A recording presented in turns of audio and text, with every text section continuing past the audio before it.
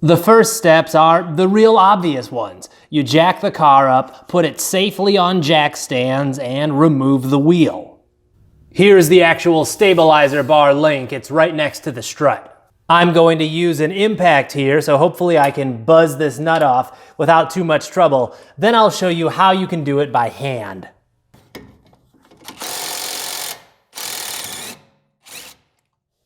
There we go.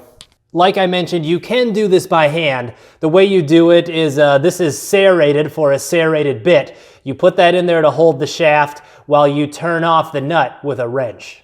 The bottom connection here won't be quite as easy to get. You can see there's this panel in the way. I may be able to just push it out of the way enough to get the impact in there, or maybe using a swivel adapter will allow me to get on there.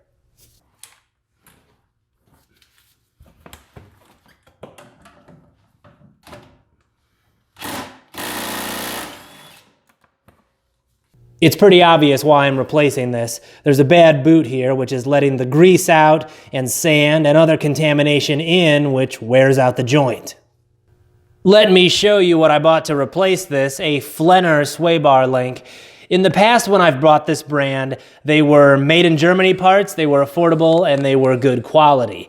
This one, however, it was pretty cheap, under 20 bucks, and there is no country of origin marking anywhere on the box or the part itself. All there is laser etched on there, the brand name Flenner Germany. I don't think that means made in Germany. This sure looks to me like kind of a generic part that they just laser etched their name onto. So my initial impressions are not great with this part. If you're gonna do this job, I would suggest maybe trying a different brand. One thing that is nice about the Flenner part is on the stud here, it just uses a regular Allen hex bit. Might be hard to see there.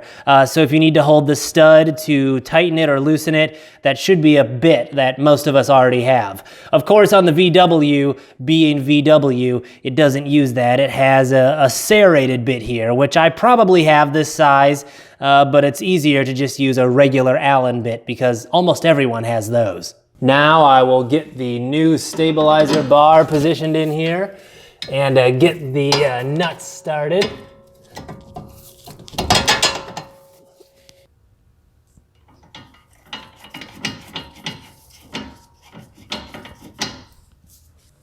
I'm putting my impact here on the lowest setting. I'm just going to use this to snug them down, then I'll do the final torque with a torque wrench.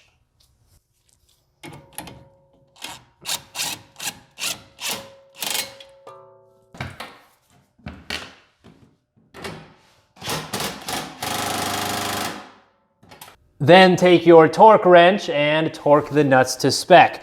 I don't know if your vehicle will have the same spec as mine, so all I can tell you is look it up online. After that, obviously reinstall the wheel, lower the vehicle, torque the lug nuts to spec, and you're done.